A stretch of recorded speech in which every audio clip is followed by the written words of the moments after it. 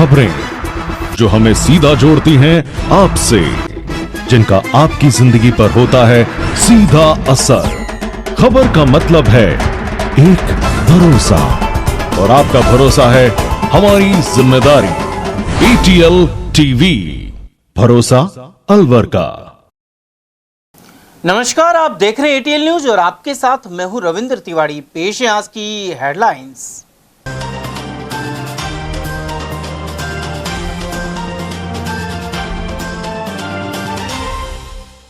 Target पूरा करने के लिए पोस्टमैन ने एक ही ग्राहक को खोले 20 RD खाते। प्रतापगढ़ में हुआ खुलासा और जांच करवाएगा डाक विभाग। महिला आरक्षण बिल पास नहीं होने पर बड़ा विवाद और भाजपा ने कांग्रेस को घेरा।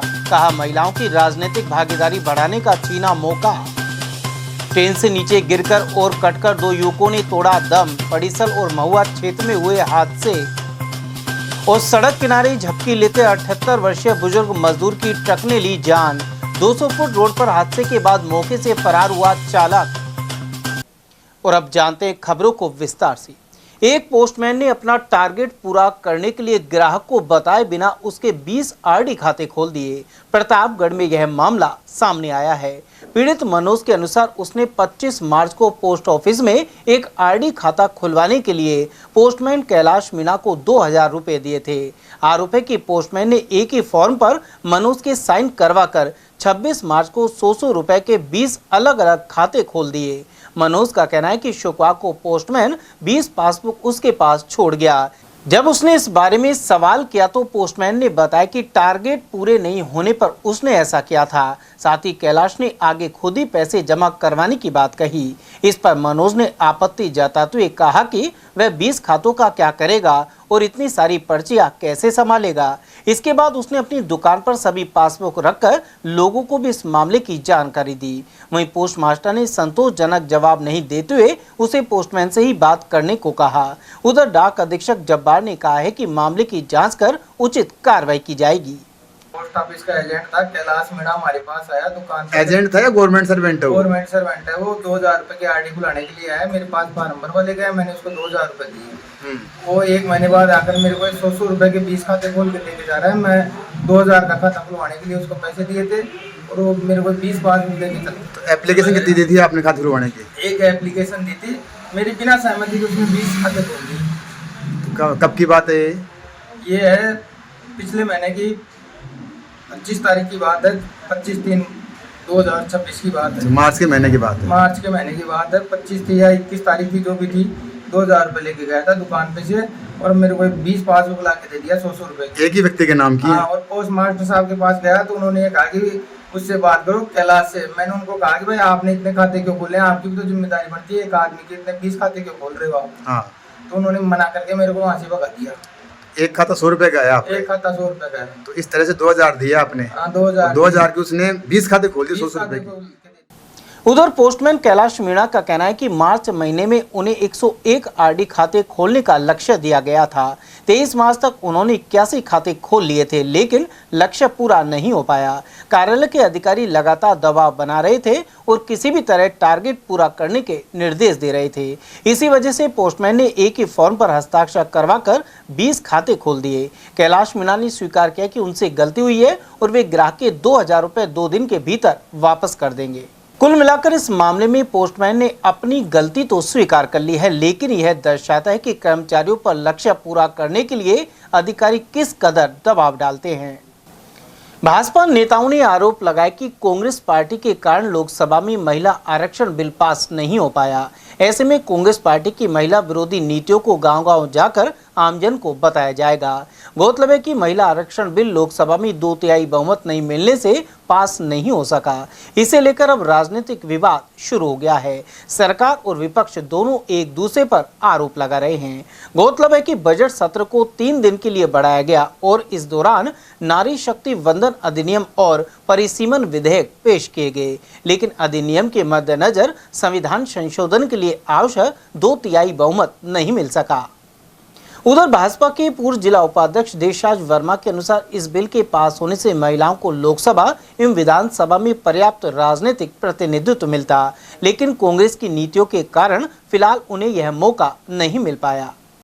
सर, लोकसभा में जिस तरह से बहस चल रही थी, महिला आरक्षण संशोधन बिल पेश किया जा रहा था, लेकिन विपक्ष के कारण वो पेश नहीं हो पाया और 2/3 बहुमत नहीं मिल पाया। अब महिलाओं का आरक्षण अटक गया है। आप पार्टी के वरिष्ठ जिला उपाध्यक्ष रहे हैं, भाजपा के वरिष्ठ कार्यकर्ता हैं, क्या प्रतिक्रिया? देखिए पत्रकार महोदय, जब देश विकास की ओर बढ़ता है तो कांग्रेस की आंच लग जाती है। आपने देखा होगा कि महिलाओं को मोदी जी का विजन था, सबके साथ सबको विकास की बात हुई और महिलाओं को अग्रिम पंक्ति में बैठाने की जब बात आई और हमने ये वादा किया था कि महिलाओं को आगे लेके चलेंगे और उस मुहिम को पूरा करने के लिए मोदी जी ने जो विधेयक जो पास करने की बात रखी, कांग्रेस उसमें बैकफुट पे आई। अब कांग्रेस बैकफुट पे क्यों आई? क्योंकि उनको पता है कि जब महिलाएं आएंगी यहाँ और बीजेपी के साथ काम होगी, अच्छा शासन होगा, एक अच्छे शासन का निर्माण होगा। कांग्रेस को डर लग रहा था कि कहीं आने वाले समय में हमारी दुर्गति नहीं हो जाए और इस कारण सारे कांग्रेसियों ने मिलकर उसका विरोध किया और विपक्ष ने उसका विरोध किया। ये देश हित की बात नहीं है और विकास की बात नहीं है। हम नारी का सम्मान करते हैं, नारी हमारी मातृ है, हमारी बहन है, हमारी पत्नी के रूप में भी नारी है और इस देश के एक हमारे कल्चर हैं कि नारी का सम्मान किया जाए और उस नारी के सम्मान भारतीय जनता पार्टी मैदान में थी और भारतीय जनता पार्टी ने विधेयक लाया, लेकिन कांग्रेस ने उस विधेयक को नकारा है। हम गांव में, गली में, मोहल्ले में जाएंगे और कांग्रेस की इस नकारात्मक को बताएंगे कि आने वाले समय में कांग्रेस ने नारियों के कितना अपमान किया है। हम नहीं चाहते कि अपमान हो, विधेयक पास होना चाहिए था और नारी का सम्मान करना चाहिए था। सर, इस बिल में जिस तरह से कांग्रेस पार्टी कह रही है कि ओबीसी महिलाओं को आरक्षण नहीं दे रहे, सिर्फ SC ST की बात की जा रही है, ये भी नहीं पता कि उनको दे रहे कि नहीं दे रहे, पर ओबीसी महिलाओं को क्या बीजेपी देखना नहीं चाहती देश में या उनको सम्मान नहीं करना चाहती? क्यों आरक्षण इस बिल में नहीं दिया बीजेपी ने? आप बीजेपी के वरिष्ठ कार्यकर्ता हैं, क्या कारण है? पत्रकार महोदय, बात आरक्षण की नहीं थी, बात 33% की बात थी। उसमें OBC ST ST और सबको दिया जाना था, ये तय था। जनगणना के आधार पर दिया जा रहा था, 2011 की जनगणना पे तय हो गया था और मोदी जी ने खुद ने क्लियर कर दिया कि भाई ये श्रेय मुझे मत दो, राहुल जी आप ले लो, विपक्ष के नेता हैं आप लोग ले लो, लेकिन इस काम को होने दो, मैं इस श्रेय को नहीं लूँगा, श्रेय आप लोगों के पक्ष में डाल दूंगा। लेकिन इनके कुछ कहानियों से इनको वहम था कि आने वाले समय में भारतीय जनता पार्टी लंबा शासन करेगी और उस शासन के डर से ये देश हित में, देश विकास में कार्य नहीं होने दिया। ये निंदनीय कार्यक्रम है। सर, कांग्रेस पार्टी कह रही है कि जिस तरह से 51% जनसंख्या ओबीसी की है, उनको 27% आरक्षण दिया जा रहा है। ओबीसी का अधिकार, ओबीसी का हक सामान्य वर्ग खा रहा है, बीजेपी के लोग खा रहे हैं, ओबीसी को साथ अत्याचार हो रहा है और मोदी जी को दिखाई नहीं दे रहा है। इसलिए हम ओबीसी की आवाज़ को बुलंद कर रहे हैं, उनकी समस्याओं को रख रहे हैं, लेकिन सरकार महिलाओं को भी आरक्षण नहीं देना चाहती, पुरुषों को भी, ओबीसी के वर्ग को नहीं देना चाहती। ये स्थिति, देखो ये धारणा गलत है। कांग्रेस भ्रम फैला रही है। पहले तो कांग्रेस ने भ्रम फैलाया संविधान बचाओ, फिर भ्रम फैलाया कि देश की रक्षा करो, अब भ्रम फैला रहे हैं कि नारियों का ये गलत हो रहा है, ओबीसी के साथ गलत हो रहा है। उसके पास कुछ नहीं है, ओनली भ्रम फैलाने के सिवाय कोई कार्यक्रम नहीं है। ये बताए 2011 की जनसंख्या के आधार पे SC ST OBC का आरक्षण को ध्यान में रखते हुए 33% आरक्षण के तहत दिया जाएगा, ये सब कुछ है, कानूनी नियम से हो रहा है, कानून के अलग तो जा ही नहीं रहा ना सर।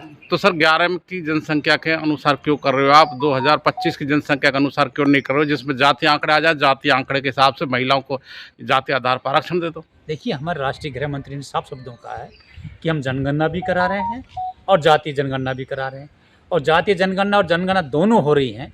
ये तो 2027 में आएंगी, लेकिन इस वक्त जो विधेयक आ रहा है 2011 की संख्या, बात वही है भाई। गांव में कहावत है कि बात वही, कोई फर्क नहीं आ रहा, लेकिन OBC SC ST सबको महत्व दिया जा रहा है। ओनली कांग्रेस भ्रम फैला रही। इस भ्रम से बचने के लिए भारतीय जनता पार्टी एक एक घर और गांव जाएगी और इस आंदोलन को तेज करेगी। नारी का अपमान नहीं सहेगा भाजपा। उधर भाजपा के जिला मंत्री एवं हल्दीना के सरपंच सुनील चौधरी ने भी इसी तरह के आरोप लगाए हैं। उन्होंने कहा कि राजनीतिक रूप से नुकसान होने पर ग्रामीण क्षेत्र की महिलाओं में खासा आक्रोश है, वहीं अब इसका नुकसान कांग्रेस पार्टी को उठाना पड़ेगा। हमारे देश की महिलाओं का राजनीतिक क्षेत्र में जो उनको 33% जो आरक्षण मिलना चाहिए था, वो उसको, उस बिल को लेकर आए थे और माननीय मोदी जी अपने मिशन को लेकर चल रहे थे, लेकिन कांग्रेस पार्टी विपक्षी पार्टियों को साथ लेकर उनका ये महिलाओं के खिलाफ जो उन्होंने काम किया, इस बिल को उन्होंने रोका है। उन्होंने जो अड़चन और व्यवधान पैदा किए हैं, इससे महिलाओं में बहुत ज़्यादा रोष है, आक्रोश है और इस आक्रोश का परिणाम आने वाले चुनाव में देखने को मिलेगा और भारतीय जनता पार्टी सिर्फ एक देश में ऐसी पार्टी है जो महिलाओं को हर क्षेत्र में आगे उनकी भागीदारी रखते हुए आगे बढ़ाना चाहती है उनको, और राजनीतिक क्षेत्र में भी उनको 33% आरक्षण देकर उनको इस चीज़ का लाभ देना चाहती थी। लेकिन ये कांग्रेस पार्टी और विपक्ष की जो नीतियां हैं, इनकी गलत जो नीतिगत है, उनके कारणों से ये 33% आरक्षण लागू नहीं हुआ। इसका हम घोर निंदा करते हैं और कड़े से कड़े शब्दों में इसकी ग्रामीण क्षेत्रों में भी भारी महिलाओं में आक्रोश देखने को मिल रहा है। और हम तो ये चाहते हैं कि भाई 33% आरक्षण महिलाओं को मिले और ये लागू हो राजनीतिक क्षेत्र में। सर, कांग्रेस का कहना है कि ओबीसी महिलाओं को आरक्षण नहीं दे रहे, इस वजह से हम इसका विरोध कर रहे हैं। आप इस बात से कहाँ तक नहीं, वो तो गलत है। वो तो कांग्रेस ओबीसी और जनरल वाली तो इसमें बात ही नहीं है। तो सिर्फ महिलाओं को 33% आरक्षण का वो था उनका तो सपना मिशन। अगर भाई महिलाओं को ही 33% आरक्षण दे, वो तो उन्होंने भ्रमित कर रहे हैं लोगों को, झूठ बोलते हैं, झूठ पे झूठ। गौरतलब है कि पश्चिम बंगाल विधानसभा के महत्वपूर्ण चुनाव के लिए अभी मतदान होना है। ऐसे में भाजपा द्वारा वहां भी इसे मुद्दा बनाए जाने की संभावना है। अलग अलग हादसों में ट्रेन से नीचे गिरकर और कटकर 2 युवकों की जान चली गई। जिले के जीआरपी थाना क्षेत्र में पड़ीसर रेलवे लाइन के पास चलती ट्रेन से एक युवक गिर गया। वह खाटू श्याम जी के दर्शन कर अपने घर लौट रहा था। घटना देर रात करीब 3 बजे की बताई जा रही है। जानकारी के अनुसार जयपुर से दिल्ली की ओर जा रही मंडोर एक्सप्रेस ट्रेन में सवार बिहार निवासी 37 वर्षीय प्रभाकर टॉयलेट जाने के लिए अपनी सीट से उठा था। बताया जा रहा है कि प्रभाकर नींद की हालत में था और इसी दौरान ट्रेन के गेट की तरफ पहुंच गया। संतुलन बिगड़ने से नीचे गिरने से उसकी मौके पर ही मौत हो गई। सुबह पड़ीसल क्षेत्र के लोगों ने रेलवे ट्रैक के पास शव पड़ा देखा। जीआरपी पुलिस ने मौके पर पहुंचकर शव को मोर्चरी में रखवाया है। एएसआई सत्येंद्र कुमार ने बताया कि स्टेशन मास्टर हरिमन से हादसे की सूचना मिली थी। बाद में परिजनों के पहुंचने पर पोस्टमार्टम कर शव उन्हें सौंप दिया गया। मृतक प्रभाकर 14 अप्रैल को अपने एक दोस्त के साथ दर्शन के लिए घर से निकला था। गुरुवार रात को दोनों जयपुर से दिल्ली जाने वाली ट्रेन में सवार हुए थे। हादसे के समय उसका साथी सो रहा था। प्रभाकर अपने परिवार का पालन पोषण करने के लिए सैलून चलाता था और उसके 2 बेटियां हैं। इस हादसे के बाद परिवार में मातम पसरा हुआ है। रेलवे स्टेशन पड़ीसल के स्टेशन मास्टर श्रीमान हरिलाल मीणा ने बताया कि रेलवे स्टेशन पड़ीसल व घाटला के मध्य किलोमीटर नंबर 57/0 के मध्य एक व्यक्ति की लाश पड़ी हुई है। उक्त इतला पर मैं एसएचओ जाब्ता के पहुंचे घटनास्थल का निरीक्षण किया। घटना के निरीक्षण किया गया। मृतक की वारसान के अभाव में, शिनाख्ती के अभाव में लाश राजकीय चिकित्सालय में तेज घर में रखी हुई है। मृतक के वारिसान पहुंचने वाले हैं। क्या नाम पता है इसके? मृतक का नाम प्रभाकर कुमार होना ज्ञात हुआ है। उधर सदर थाना क्षेत्र में दादर महुआ के मध्य रेलवे ट्रैक पर युवक का शव मिला है। स्थानीय लोगों ने महुआ स्टेशन मास्टर को युवक के ट्रेन से कटने की सूचना दी। इसके बाद सदर थाना पुलिस मौके पर पहुंची। शव की शिनाख्त रैनी क्षेत्र निवासी रिंकू मीणा के रूप में हुई है। अस्पताल में पोस्टमार्टम के बाद पुलिस ने युवक का शव परिजनों को सौंप दिया है। युवक रिंकू मीणा अलवर के कटी घाटी पर किराए का मकान लेकर प्रतियोगी परीक्षा की तैयारी कर रहा था। गुरुवार शाम से युवक ने अपना मोबाइल बंद कर रखा था। वहीं पुलिस उसकी मौत के कारणों की जांच कर रही है। अलवर के वैशाली नगर थाना क्षेत्र में एक दर्दनाक हादसा सामने आया है। यहां नमन होटल के पास एक बुजुर्ग मजदूर को ट्रक ने कुचलकर जान ले ली। मृतक के बेटे बाबू के अनुसार उनके पिता 78 वर्षीय बालकिशन शुक्रवार शाम मजदूरी करने के बाद नमन होटल के पास बैठे हुए थे। इसी दौरान उन्हें नींद आ गई। तभी एक ट्रक आया और उसने पहले बैक करने के बाद जैसे ही आगे की ओर ट्रक किया तो पहिया बालकिशन के ऊपर चढ़ गया। हादसे के बाद ट्रक और उसका चालक कुछ देर मौके पर खड़े रहे, लेकिन बाद में वहां से फरार हो गए। उधर आसपास मौजूद लोगों ने शव को अस्पताल पहुंचाया। शनिवार सुबह वैशाली नगर थाना पुलिस ने पोस्टमार्टम की कार्रवाई पूरी कर शव परिजनों को सौंप दिया है। पुलिस फरार ट्रक चालक की तलाश में जुटी हुई है। बताया जा रहा है कि मृतक के 2 पुत्र हैं, जिनमें से एक अस्पताल में भर्ती था और दूसरा काम पर गया हुआ था। वहीं सूचना मिलने पर दोनों मौके पर पहुंच गए। मृतक वृद्ध 200 फीट रोड क्षेत्र के निवासी थे। पिताजी मतलब कि मजदूरी करते हैं और वो आराम कर रहे थे, छाया में बैठ गए। तो ट्रक वाले ने गाड़ी चढ़ा दी। छाया में बैठ के आराम करते तो नींद आ गई उनको? हाँ, सो गए थे। तो ट्रक वाले ने क्या पीछे बैक करते? बैक करते टाइम गाड़ी चढ़ा दी। दिखा नहीं है इसको? अब ये पता नहीं। सीसीटीवी दिख रहा है? सीसीटीवी है। क्या नाम है इनका मरने वाले? बाल किशन। उम्र कितनी है? उम्र 65-70 के लगभग होगी। भिवाड़ी औद्योगिक क्षेत्र में श्रमिक असंतोष बढ़ रहा है। एक एक कर कई इकाइयों में आंदोलन सामने आ रहे हैं। वहीं रिलैक्सो चौक के समीप स्थित टाइजोन इम्पैक्स कंपनी में वेतन बढ़ोतरी को लेकर श्रमिकों की हड़ताल शुरू हो गई है। इसके अलावा पास की रिलैक्सो फुटवेयर कंपनी में यह आंदोलन 5वें दिन में प्रवेश कर चुका है। उधर टाइजोन कंपनी के श्रमिक लगातार कंपनी गेट के बाहर जमा होकर प्रबंधन के खिलाफ नारेबाजी कर रहे हैं और वेतन बढ़ाने की मांग पर अड़े हुए हैं। एक महिला श्रमिक ने बताया कि वह वर्ष 2003 से कंपनी में काम कर रही है, लेकिन उन्हें मात्र 10,000 रुपये वेतन मिल रहा है। ऐसे में महंगाई के इस दौर में परिवार का भरण पोषण करना बेहद कठिन हो गया है। दूसरी ओर कंपनी प्रबंधन इस मामले में खुद को नियमों के दायरे में बता रहा है। प्लांट हेड अरुण भास्कर के अनुसार कंपनी सरकार द्वारा निर्धारित मानकों के अनुसार सभी कर्मचारियों को वेतन दे रही है और किसी प्रकार की कटौती नहीं की जा रही है। वहीं फिलहाल श्रमिकों और प्रबंधन के बीच गतिरोध बना हुआ है। समस्या ये है कि पहले से दे रहा था 12,000, उसके बाद 13,980 रुपये। अब मेरा सीधे कर दिया है कि सीधे 10,000, मतलब कम कर दिया आपके पैसे? कम कर दिया। क्या बात को लेकर? किस बात को लेकर कम कर दिया? अब क्या कहते हैं, डाल दिया है 25 ड्यूटी का 8,370 रुपये। सुन लेते 10,000 न पड़ा। कब से काम कर रहे हो आप इस कंपनी में? ये मैं करा 5 साल से।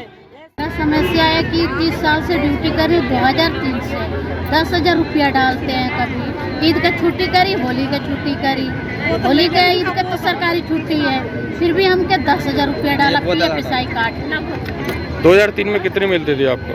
2003 से यही 3,000 4,000 ऐसी बनते बनते यहाँ तक पहुँचा। मतलब 30 साल की नौकरी में आपकी जो भी तनख्वाह बढ़ी है 2-4 हज़ार रुपये ही बढ़ी है। जो ये बढ़ाई है 10,000 12,000 कितने मिलता है? तो खर्चा कैसे चलता है? कभी आता ही नहीं। खर्चा कैसे चलता है?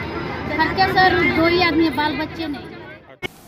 अलवर के बल्लाना गांव में 2 साल का बालक बिजली के तारों की चपेट में आ गया। इसके चलते बालक का एक हाथ झुलस गया, जिसे जिला अस्पताल में भर्ती कराया गया है। परिजनों के अनुसार बालक घर के आंगन में खेल रहा था और इसी दौरान बंदरों ने तार तोड़ दिया। यह तार टूटकर बालक के पास गिरे और उसने इन्हें पकड़ लिया। ऐसे में तेज करंट लगने से वह गंभीर रूप से झुलस गया। रोने की आवाज सुनकर उसकी मां कमरे से दौड़ते हुए आई और उसे बिजली के तारों से दूर हटाया। ये सर मैं तो काम पे था, ये क्या बंदरों ने तार थे वो मतलब तोड़ दिए। बच्चे उधर खेलने के लिए रेलिंग के पास गए थे, उसने थोड़ा तार पकड़ा था, झटका लगा। उसके तारों में करंट आ गया? हाँ करंट था, बंदरों ने तोड़ दिया। ये बच्चा क्या कर रहा था? उधर खेलने के लिए चला गया रेलिंग के पास। फिर कैसे पता लगा कि करंट आ गया? फिर इसकी मम्मी गई थी पर जब पता लगा था नीचे पोछा लगा रही थी। तो कहाँ लगी इसके हाथ में लगी। हाथ गिरा दिया? हाँ। उसके बाद यहीं लेकर आए सीधा? हाँ यहीं लाए। श्री केदारनाथ धाम सेवा समिति की ओर से केदारनाथ में अलवर भंडारा 22 अप्रैल से 11 नवंबर तक आयोजित होगा। इसके लिए सामग्री से भरा पहला ट्रक अलवर से रवाना हुआ। समिति द्वारा हर साल केदारनाथ धाम में श्रद्धालुओं को निःशुल्क भोजन और रुकने की सुविधा प्रदान की जाती है। वहीं समिति के सेवादारों की ओर से रसद सामग्री का पहला ट्रक रिवाज रिजोर्ट पर भगवा ध्वज दिखाकर रवाना किया गया। केदारनाथ में अलवर भंडारा जो लगाया जा रहा है उसके लिए रसद सामग्री भेजी जा रही है। ये पहला ट्रक आज रवाना किया जा रहा है और इस तरह के 2-3 ट्रक हम उसके बाद भी भेजेंगे। केदारनाथ में अलवर भंडारा चलता है जो केदारनाथ का मुख्य मंदिर है उससे करीब 200 मीटर की दूरी पर। वो यहाँ से वहाँ पर जो यात्री जाते हैं या सारे विश्व भारत से जो यात्री जाते हैं उनके लिए सुबह चाय का इंतजाम है, उसके बाद में उनके लिए लंच भी है, उसके बाद में चाय भी दी जाती है और शाम को खाना भी दिया जाता है। कि जिस विकट परिस्थिति में वहाँ पर हम भंडारा लगा रहे हैं ये अपने आप में एक आश्चर्यजनक और अद्भुत चीज़ है जो कि बिना ईश्वरीय कृपा के संभव नहीं है। इस तरह ये हमारा नवा भंडारा है जो लगातार 203 दिन तक चलेगा। केवल अलवर भंडारा ही ऐसा भंडारा है जहाँ पूरे 203 दिन तक खाने का व्यवस्था की गई है। जो यात्री वहाँ जाते हैं उनके लिए रुकने की व्यवस्था भी है। करीब 20 से 25 30 लोग वहाँ पर हम उनकी रुकने की व्यवस्था भी कर सकते हैं। इसके अतिरिक्त वहाँ से करीब 122 किलोमीटर नीचे हम एक धर्मशाला का भी निर्माण कर रहे हैं, अलवर धर्मशाला के नाम से, जिसमें करीब अभी हम 10 कमरे बना रहे हैं। वो खुमेरा नाम की जगह पर है और वो पहली मंजिल उसमें अभी हम बनाने के उसमें प्रयास हमारा चल रहा है और जल्दी ही वो 1 साल के भीतर उसको हम पूरा करने का प्रयास करेंगे। यह भी अपने आप में ऊपर वाले की कृपा से बन रहा है और उसमें भी जो पैसा लग रहा है वो हमारे यहीं के सभी साथियों के जो हमें डोनेशन देते हैं उनके कारण ही वह संभव हो पा रहा है। अलवर में सुभाष चौक स्थित भगवान श्री जगन्नाथ मंदिर में जगन्नाथ मेले की तैयारी को लेकर बैठक का आयोजन किया गया। महंत धर्मेंद्र शर्मा ने बताया कि 12 से 31 जुलाई तक भगवान जगन्नाथ महोत्सव के कार्यक्रम होंगे। वहीं बैठक में समिति के सभी सदस्य मौजूद रहे। इस दौरान मेले की तैयारियों पर विचार विमर्श किया गया। मेला कमेटी की बैठक वर्ष 2026 का श्री जगन्नाथ जी महाराज के मेले की तैयारियों के लिए प्रारंभिक जिस प्रकार से तैयारी की जानी है इस पर विचार विमर्श किया गया। मेला कमेटी के सभी सदस्य इसमें मौजूद रहे। इस वर्ष का मेला 12 जुलाई 2026 से लेकर 31 जुलाई 2026 तक संपन्न होगा। मेले के संबंध में इस बार एक नए परिवेश में मेले का किस प्रकार से आयोजन किया जाए, अधिकाधिक झांकियाँ किस प्रकार लिए लगाई जाएं, सभी समाजों को साथ लेकर भगवान जगन्नाथ जो अलवर के आराध्य देव हैं इसके मेले को किस प्रकार से भव्य बनाया जाए। 14 मार्च से आरंभ मीन मलमास का समापन 14 अप्रैल को हो गया था। वहीं 19 अप्रैल को अक्षय तृतीया से विवाहों सहित सभी मांगलिक कार्य शुरू हो जाएंगे। स्कीम 10 निवासी पंडित यज्ञेश शर्मा के अनुसार यह मुहूर्त स्वयं सिद्ध यानी अबूझ माना गया है। वहीं अक्षय तृतीया को ही भगवान परशुराम का जन्मोत्सव श्रद्धा के साथ मनाया जाएगा। इस दिन कुल 9 अक्षय योग भी बन रहे हैं। 14 मार्च से शुरू हुए मीन मलमास का समापन 14 अप्रैल को हो गया था, परंतु मीन मास की समाप्ति के पश्चात कल 19 अप्रैल रविवार अक्षय तृतीया से शादी विवाह सहित सभी शुभ मांगलिक कार्य पुनः प्रारंभ हो जाएंगे। अक्षय तृतीया का मुहूर्त स्वयं सिद्ध अर्थात अबूझ मुहूर्त माना गया है, इसलिए इस दिन एकल विवाह, सामूहिक विवाह सहित सभी शुभ मांगलिक कार्य काफी संख्या में संपन्न होंगे। अक्षय तृतीया के दिन ही भगवान विष्णु के छठे अवतार भगवान परशुराम जी का जन्म हुआ था, इसलिए इस दिन परशुराम जी का जन्मोत्सव भी बड़ी श्रद्धा के साथ मनाया जाता है। अक्षय तृतीया पर इस बार 100 साल बाद गज केसरी योग, मालव्य योग, अक्षय योग, त्रिपुष्कर योग, सर्वासिद्धि योग, आयुष्मान योग, पंच महापुरुष योग, राजयोग व रवि योग सहित कुल 9 अक्षय योग बन रहे हैं। इन योगों में खरीदारी करना, मुहूर्त करना, अनुष्ठान, व्यापार, शादी विवाह व दान पुण्य करने से कई गुना फल और पुण्य की प्राप्ति होती है। वहीं अक्षय तृतीया पर की गई खरीदारी अक्षय व चिरस्थायी होती है, इसलिए वैशाख मास में अक्षय तृतीया का विशेष महत्व माना गया है। अलवर के पुलिस लाइन रोड स्थित वीजी इंस्टीट्यूट पर सीबीएसई के प्रतिभावान बच्चों का सम्मान किया। निदेशक विकास ग्रोवर ने बताया कि सीबीएसई 10वीं में श्रेष्ठ रैंक पाने वाले विद्यार्थियों का अभिनंदन किया गया। इन बच्चों का हौसला बढ़ाने और अन्य विद्यार्थियों को प्रेरित करने के लिए कार्यक्रम आयोजित हुआ है। सीबीएसई बोर्ड क्लास 10th का 15 अप्रैल को रिजल्ट रहा। जो रिजल्ट रिपीट हुआ है, रिपीट इन द सेंस जैसा रिजल्ट आरबीएससी का आया था उससे बेटर ही गया result. 96 in mathematics highest, science and English में भी हाईएस्ट है बच्चों के, 90 अबव कई बच्चों के मार्क्स है। अलवर क्रय विक्रय सहकारी समिति की ओर से प्याज मंडी में समर्थन मूल्य पर सरकारी खरीद केंद्र संचालित हो रहा है। हालांकि किसानों की बेरुखी सामने आ रही है। खरीद केंद्र के प्रभारी महादेव प्रसाद शर्मा ने बताया कि बाजार में सरसों के भाव 6800 के आसपास बने हुए हैं, जबकि सरकारी समर्थन मूल्य 6200 रुपये प्रति क्विंटल है। इस वजह से किसान अनाज मंडी में ही अपनी सरसों की फसल को बेच रहे हैं। इसके अलावा अलवर में 15, मालाखड़ा में 23 और थाना गाजी में 6 किसानों ने चना बेचने के लिए रजिस्ट्रेशन कराया हुआ है, जबकि अभी तक कुछ ही किसानों ने सरकारी खरीद केंद्र पर चना का बेचान किया है। सर, अलवर की जो प्याज मंडी हैं, आपकी क्रय विक्रय सहकारी समिति जिसमें सरसों और चना की खरीद कर रही है, तो इस साल अब तक कितनी खरीद की गई है केंद्र द्वारा, क्या जानकारी? तो हमारे अलवर क्रय विक्रय के पास में 3 खरीद केंद्र हैं। अलवर प्याज मंडी, मालाखेड़ा और थानागाजी में तो 108 किसानों का टारगेट है चना खरीद का। अलवर में 82 किसानों का टारगेट है चना खरीद कर, और मालाखेड़ा में 57 किसानों का टारगेट है। इसमें से अलवर में रजिस्ट्रेशन 15 हुए हैं, जिसमें से 4 किसानों द्वारा माल विक्रय केंद्र पर बेचा गया है कल तक, और 3 किसान आज आए, यानी कि 7 किसान माल बेच चुके हैं। और मालाखेड़ा में 23 किसानों ने रजिस्ट्रेशन कराया है, जिसमें से 14 किसानों ने माल बेचा है।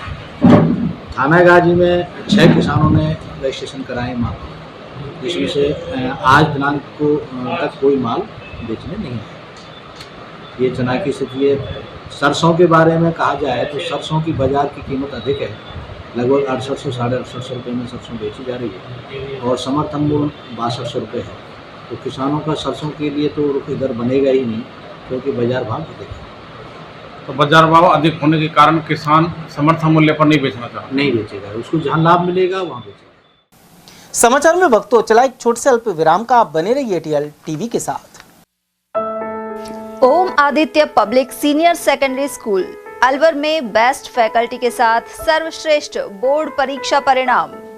स्कूल फीस में ही फाउंडेशन, कक्षा 9th 10th प्री फाउंडेशन, कक्षा 11th 12th विज्ञान वर्ग, वाणिज्य वर्ग, कला वर्ग, हिंदी एवं अंग्रेजी माध्यम। विद्यालय में मेधावी विद्यार्थी प्राची राठौड़, अंकित कुमार, गार्गी सैनी, कमल प्रजापत, बलराज वर्मा, गौरी और वैशाली ने बोर्ड परीक्षा में 97% अंक लाकर संस्था का सम्मान बढ़ाया और संस्था के द्वारा प्रत्येक विद्यार्थी को 21,000 रुपए का चेक प्रदान किया। हमारी संस्थाएं कक्षा नर्सरी से 8वीं तक के विद्यार्थियों को बुक्स, नोटबुक्स, बैग्स, डायरीज, आई कार्ड निःशुल्क दे रही हैं। कक्षा 9वीं से 12वीं तक के विद्यार्थियों को bag, dress, jacket, I card निःशुल्क दे रही हैं। हमारी संस्थाएं Om Aditya public senior secondary school, Lajpat Nagar, Ambedkar circle के पास, Alwar. Delhi academy senior secondary school, 84 Subhash Nagar, NEB Agrasen circle के पास, अलवर। आदित्य एकेडमी तिजारा फाटक पुल के पास, Alwar. Contact number 9829107651 and 9116913576। Aditya की परंपरा, सेवा, संस्कार और समर्पण। फर्नीचर का 32 साल पुराना जाना माना नाम राहुल डेकोर। यहाँ आपकी लाडली बिटिया के लिए अथवा अपने घर के लिए सभी प्रकार का सागवान का फर्नीचर उपलब्ध है।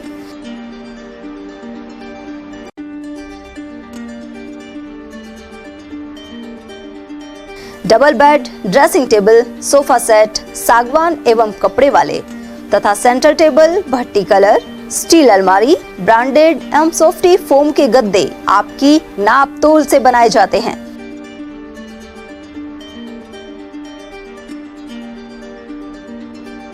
सभी सामान एक ही छत के नीचे उपलब्ध। हमारा पता है अलवर बोर्ड, जसवंत तिराहे से पहले, Kati Ghati, Alwar. Contact number 9414019769 and 9414019768।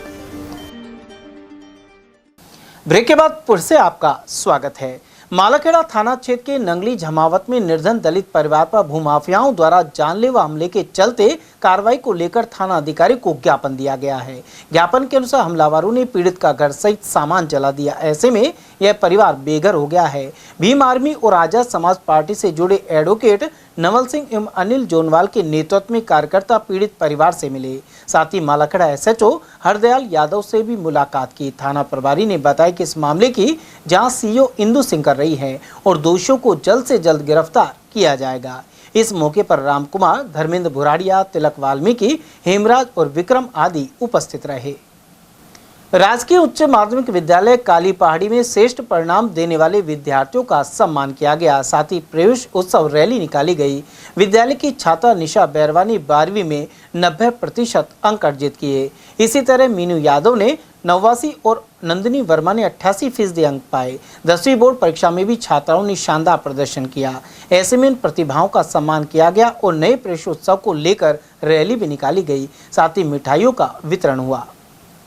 Malakheda मुख्यालय सहित उपखंड क्षेत्र के सभी गांवों में तेज तापमान ने जनजीवन अस्त व्यस्त कर दिया है।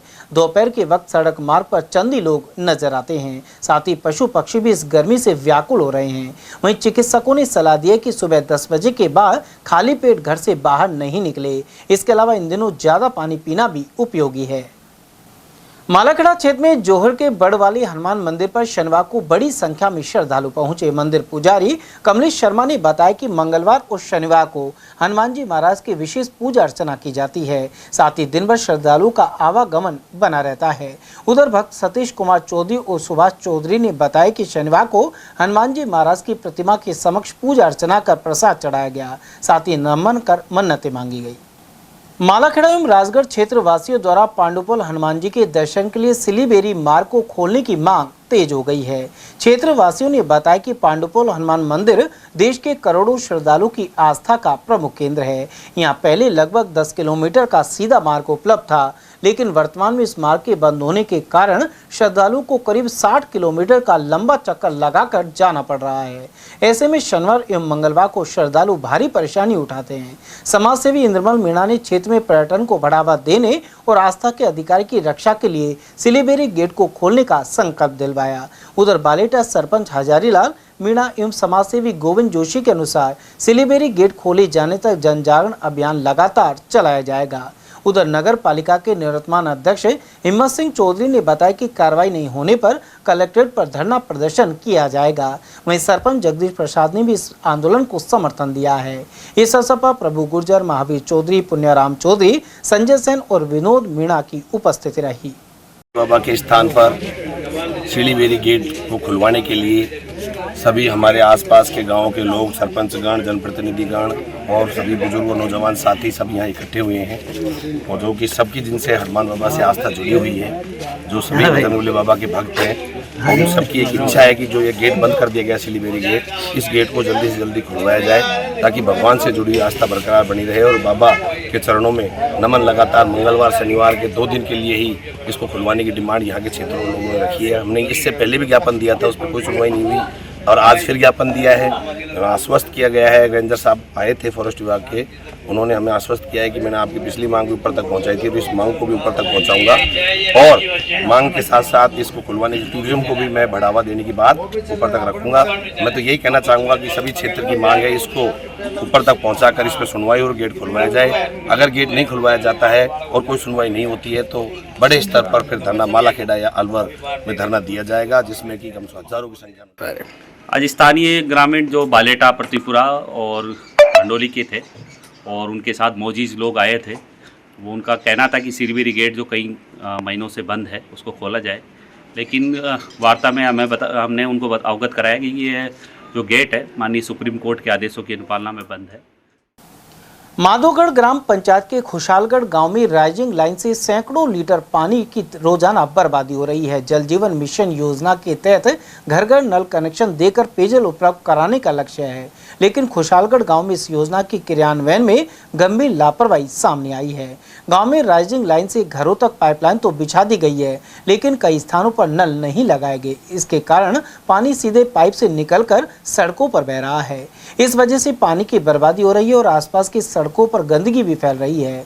उधर स्थानीय निवासी हरिओम गुर्जर सहित ग्रामीणों का आरोप है कि इस समस्या की जानकारी संबंधित विभाग को कई बार दी जा चुकी है, लेकिन अभी तक कोई कार्रवाई नहीं की गई है।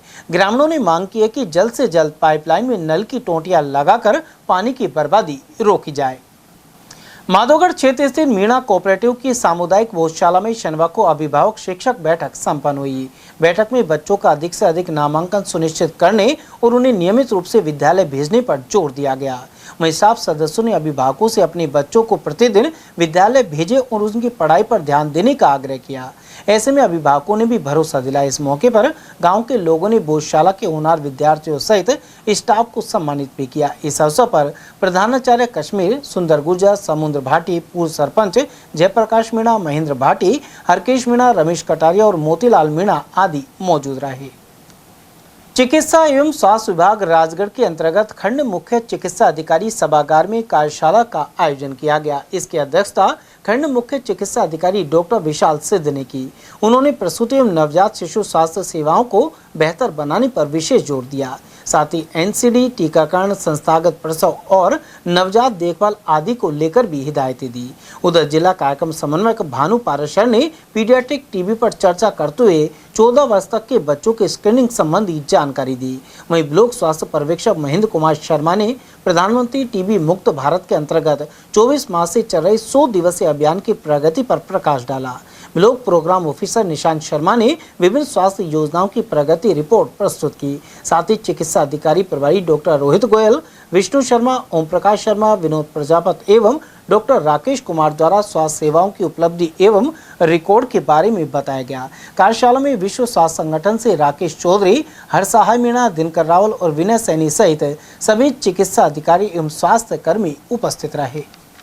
आज राजगढ़ ब्लॉक में ब्लॉक मीटिंग का आयोजन किया गया, जिसमें सभी सेक्टर के MYC उसके साथ ANM मैन जी और LSP को मीटिंग में बुलाया गया। इसमें विस्तृत रूप से कुछ जो मेन जो बिंदु हैं उन पर हमने चर्चा की। इसमें सबसे पहला पॉइंट था RI सर्वे का, जो अभी वर्तमान में RI का सर्वे चल रहा है, उसके लिए हमने सबसे विस्तृत जानकारी ली, किसका कितना अचीवमेंट हो गया। उसके साथ साथ हमने RI जो गतिविधि है उन पर भी चर्चा की। RI गतिविधि में जैसे ANC रजिस्ट्रेशन है, वो उसके लिए हमने सबको पाबंद किया कि अपना जो टारगेट है उसको 100% अचीव करें और साथ ही उसका लाइनेज जो है वो 100% हो। ANC जो 4 ANC हैं, 12 ANC है, उनका 100% अचीवमेंट हो। सभी को मतलब जो भी गर्भवती महिला उनकी सबका ANC रजिस्ट्रेशन टाइम पे हो। उसके साथ साथ हमने ये भी चर्चा की कि फुल इम्यूनाइजेशन जो है बच्चों में टीकाकरण वो 100% होना चाहिए। जो भी बच्चे हैं उनके टीकाकरण जो है फुल इम्यूनाइजेशन जो है वो 100% होना चाहिए। बच्चों की लाइनेज 100% होनी चाहिए। उसके साथ साथ जो PCTS के जो और भी जो इंडिकेटर हैं उन पर भी हमने चर्चा की। फैमिली प्लानिंग पे हमने चर्चा की। फैमिली प्लानिंग के जो कैंप चल रहे हैं उन पर हमने चर्चा की। साथ ही अभी वर्तमान में एक आउटरीच पोर्टल और सरकार ने लॉन्च किया है, उस पर भी हमने सभी को एक पाबंद किया कि वो ज़्यादा से ज़्यादा उस पर एंट्री करें और उसको 100% उसके जो भी टारगेट्स हैं उसको अचीव करें। उसके अलावा एक भारत सरकार का एक 100 डेज़ TB का कैंपेन एक चल रहा है 24 मार्च 2026 से, जिसमें जो हाई रिस्क जो गांव है, जिसमें वहाँ की 100% जो भी पॉपुलेशन है उनकी स्क्रीनिंग, उनकी निश्चय ID और एक हैंड हेल्ड एक्सरे मशीन के द्वारा उनकी स्क्रीनिंग की जाए। और वहीं SMS मेडिकल कॉलेज जयपुर की 9 सदस्यीय टीम ने CSC राजगढ़ में NCD में कैंसर स्कैनिंग के तहत शिविर लगाया। इस शिविर में 42 मरीजों की जांच की गई। वहीं 3 मरीजों को उच्च सेंटर पर इलाज के लिए रेफर किया गया है। उधर नर्सिंग ऑफिसर मांगीलाल ने बताया कि इस दौरान कैंसर से पूर्व लक्षणों का पता लगाना, उनकी स्क्रीनिंग और उचित परामर्श दिया गया। उधर डॉक्टर सिद्धार्थ ने बताया कि SMS कॉलेज से आई टीम ने लोगों को जागरूक बनाया। साथ ही कैंसर को बढ़ावा देने वाली आदतें छोड़ने की सलाह भी दी। इस टीम में डॉक्टर प्रकृति, डॉक्टर उज्जवल, माला शर्मा, साराम्या मैथ्यू, राखी शर्मा और रोशन शर्मा शामिल रहे। आज दिनांक 18 अप्रैल को प्रिवेंटिव ऑन्कोलॉजी की टीम SMS मेडिकल कॉलेज से राजगढ़ आई है, जिन्होंने कैंसर की स्क्रीनिंग की जांच की, बाकी कैंसर से होने वाले पूर्व सिम्टम के बारे में लोगों को जागरूक किया और कब पेशेंट को आना है और जो दुर्व्यसन है, व्यसन है, गुटखा तंबाकू, उनको छोड़ने के बारे में लोगों को सलाह दी और कुल 42 पेशेंटों की इन्होंने जांच करी है और उनको उचित परामर्श प्रदान किया है। SMS जयपुर की तरफ से स्टेट कैंसर स्क्रीनिंग के लिए आए हैं। सर्वाइकल कैंसर, ब्रेस्ट कैंसर, इसके साथ हमारी वैन आई है जिसमें मैमोग्राफी, एक्सरे वगैरह की सुविधा अवेलेबल है। यहाँ पर हमने पेशेंट्स की BP, शुगर, सर्वाइकल कैंसर के लिए वाया, ये सब टेस्ट करें। नीमराणा में भाजपा महिला मोर्चा की प्रदेश प्रवक्ता डॉक्टर अंजलि यादव के नेतृत्व में नारी शक्ति वंदन हस्ताक्षर अभियान का शुभारंभ किया गया। उन्होंने कहा कि यह अधिनियम महिलाओं को सशक्त बनाने की दिशा में एक ऐतिहासिक कदम है, जो उन्हें राजनीतिक एवं सामाजिक रूप से अधिक सशक्त बनाएगा। वहीं भाजपा जिलाध्यक्ष महासिंह चौधरी ने कहा कि प्रधानमंत्री मोदी के नेतृत्व में महिलाओं के उत्थान के लिए प्रभावी प्रयास किए जा रहे हैं। इस दौरान शीतल नाथ महाराज का भी सानिध्य रहा। कार्यक्रम में विशिष्ट अतिथि जयपुर जिला प्रमुख रमा चोपड़ा सहित गौरव यादव, बलवीर छिल्लर, बलवान सिंह यादव, उमेश सिंह भाया और अशोक गुप्ता आदि की भी मौजूदगी रही। खैरतल रेलवे स्टेशन के समीप एक बुजुर्ग ट्रेन से कट गया। वहीं सूचना मिलने पर जीआरपी थाना पुलिस मौके पर पहुंची, साथ ही शव को खैरतल अस्पताल पहुंचाया गया। मृतक बुजुर्ग की पहचान रतनपुरा निवासी शिंबू मेघवाल के रूप में हुई है। वह अपने घर से 14 अप्रैल की शाम बाजार से बीज खरीदने की बात कहकर निकले थे। उधर सूचना मिलने के बाद परिजन अस्पताल पहुंचे और शव को अपने साथ लेकर चले गए। जीआरपी थाना पुलिस के अनुसार किशनगंज अजमेर ट्रेन से इस वृद्ध के कटने की आशंका है। खैरतल तिजारा जिला कलेक्टर अतुल प्रकाश ने शनिवार को भिवाड़ी में निर्माणाधीन सीवेज ट्रीटमेंट प्लांट और जिला अस्पताल का निरीक्षण किया। वहीं संबंधित अधिकारियों को कार्य शीघ्र पूर्ण करने के निर्देश दिए हैं। निरीक्षण के बाद उन्होंने बीड़ा के अधिकारियों की समीक्षा बैठक भी ली। उधर कार्यकारी संस्था ने जिला कलेक्टर को बताया कि एटीटी प्लांट में सिविल निर्माण कार्य लगभग 95% पूर्ण हो चुका है। ऐसे में 30 अप्रैल से पूर्व सभी कार्य मानकों के अनुरूप पूरे करने की हिदायत दी गई है। इसके बाद उन्होंने भिवाड़ी के निर्माणाधीन जिला अस्पताल का भी निरीक्षण किया। जिला कलेक्टर ने कहा कि प्रशासन का लक्ष्य है इन परियोजनाओं को जल्द से जल्द पूर्ण कर आमजन को बेहतर सुविधा एवं चिकित्सा प्रदान करना है।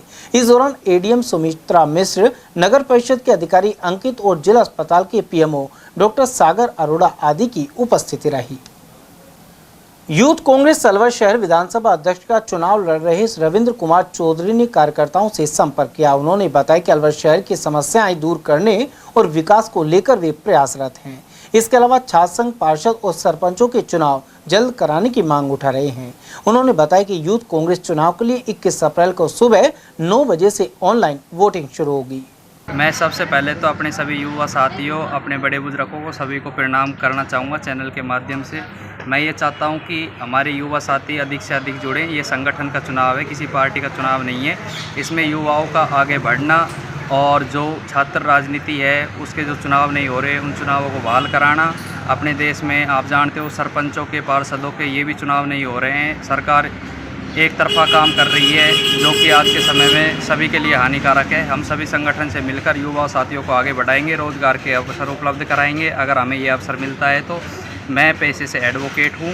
मैं सभी छात्रों के लिए, सभी के लिए मैं हमेशा न्याय की लड़ाई लड़ता रहता हूँ। मैं देखता हूँ कि लोग बागों को न्याय मिलने में कितनी कठिन समस्याएं आती है। राजनीति दबाव के कारण, कहीं ना कहीं प्रेशर के कारण, सरकार के प्रेशर जो आते हैं उनसे न्याय को दबा दिया जाता है। इसलिए मैं युवा साथियों के साथ मिलकर ये चैनल के माध्यम से कहना चाहूँगा कि अगर युवा साथी सब मुझ पर विश्वास जताते हैं इस पद को लेके तो मैं बिल्कुल आगे बढ़ चढ़ के काम करूँगा।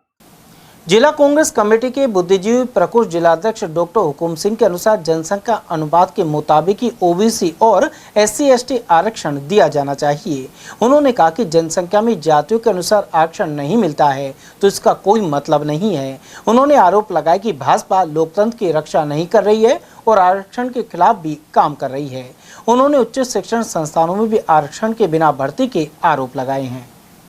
सर, भारत सरकार द्वारा जातीय जनगणना कराई जा रही है जी, और इसमें जातियों के आंकड़े सामने आएंगे। आपको लगता है कि जितना ओबीसी, SC/ST की जनसंख्या है उतना परसेंटेज ही उनको आरक्षण दिया जाए, यानी कि 100 में से जितनी जनसंख्या उस ओबीसी की है, SC/ST की है, उसे अनुपात में उनको आरक्षण मिलना चाहिए। बिल्कुल, इसमें कोई गौर है, ये तो सामाजिक न्याय है भाई। जिसकी जितनी जनसंख्या उसकी उतनी भागीदारी होनी चाहिए।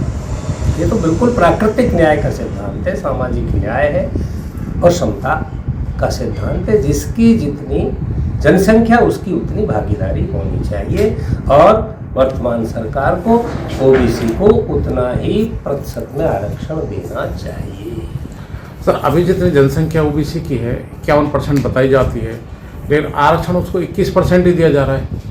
अब ये मेरे हिसाब से ये गलत है, ऐसा नहीं होना चाहिए। जो जितने जिसका जो हक बनता है संख्या के हिसाब से उसको मिलना चाहिए। अगर सरकार इस तरह से नहीं करती है तो आपको लगता है कि आरक्षण का कोई ज़्यादा मतलब नहीं रह जाता है? हाँ, बिल्कुल कोई मतलब नहीं रहेगा।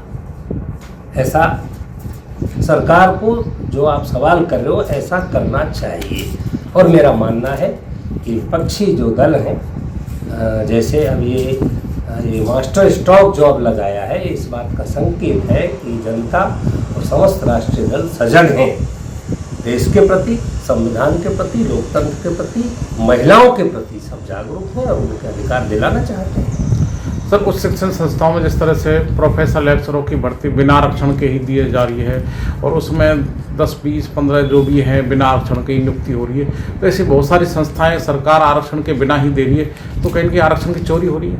हाँ सर, बिल्कुल। आप बिल्कुल ये बात जो आप पूछ रहे हो ये 100% सत्य है। बड़े बड़े सामाजिक शिक्षण जो संस्थान हैं उनमें ऐसा हो रहा है।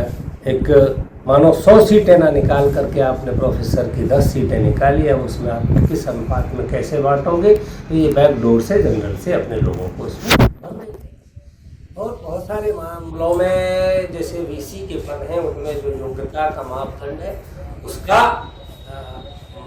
अनुपालन नहीं की जाती, बल्कि आप अलवर को ही देख लीजिए। आपका मत्स्य विश्वविद्यालय में अब तक कितने वीसी बने हैं? क्या अलवर में क्या प्रोफेसर नहीं है?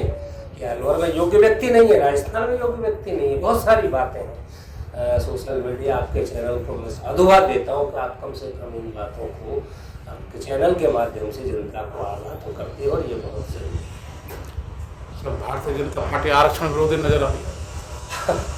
आरक्षण विरोधी क्या, जो संविधान के ही विरोधी है। चलते चलते एक बार फिर से नजर डाल लेते हैं आज की हेडलाइंस पर।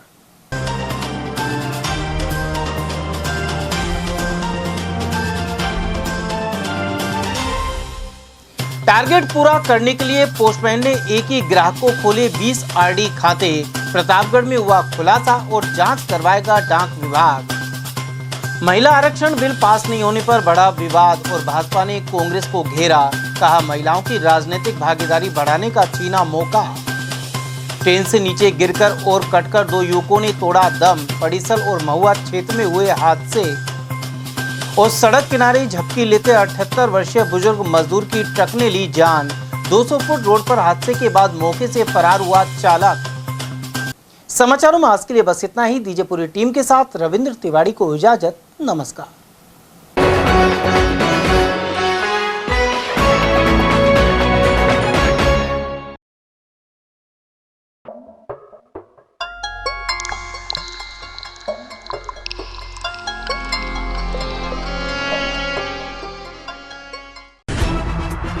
खबरें जो हमें सीधा जोड़ती हैं आपसे, जिनका आपकी जिंदगी पर होता है सीधा असर।